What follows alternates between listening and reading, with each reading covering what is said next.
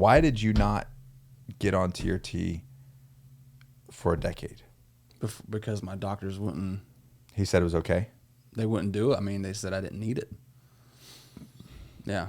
Because, the chart, I forget what the chart's called, but if you're in, the upper 280s to, I think, maybe 800 is the range.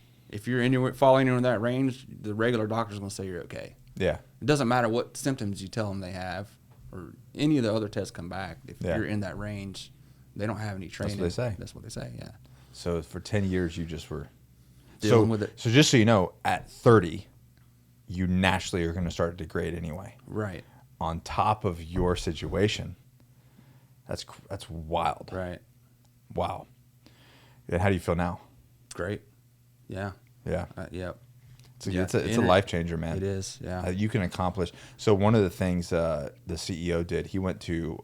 I love this. He went to the Porsche dealership, and to basically talk to all the sales reps, who's older guys, especially at a Porsche dealership, right? Right. And he said, "Give me your top 10 sales reps."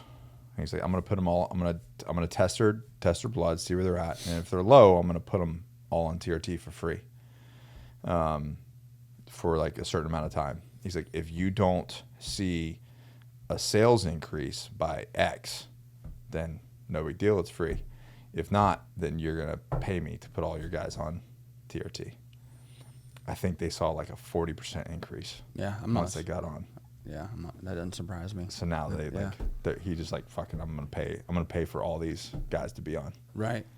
Because they just perform so much better. And one thing that pulled the trigger for me too when I was researching it, everybody I came across that had done it, like older guys my age, some even older, were like, man, I wish I would have done it. Why'd I wait so long?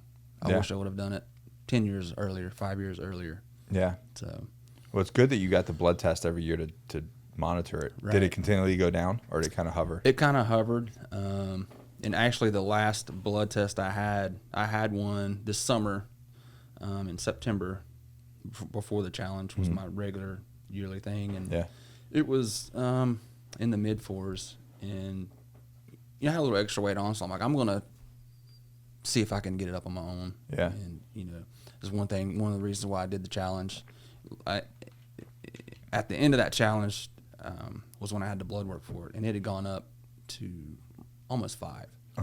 So it went up some, but so not that much. That's always like and I think we talked about it at this Christmas party. It's kind of like the chicken and the egg, like what comes first. Some people say, hey, don't go on TRT, lose weight and eat right, and it will come up a little bit naturally.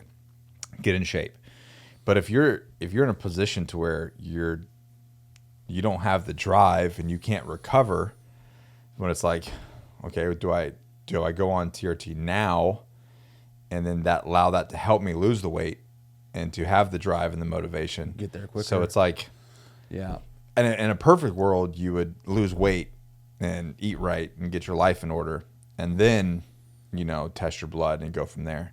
But some people just, like when I came off for 8 months when we did IVF, and she hated me. But I would work out. I would be sore for 3 weeks. Yeah. 3 weeks. Yeah. I was like, I could barely walk. I would do just a calisthenics workout, and I'd be sore for 3 weeks. And people just don't understand that until you've experienced it.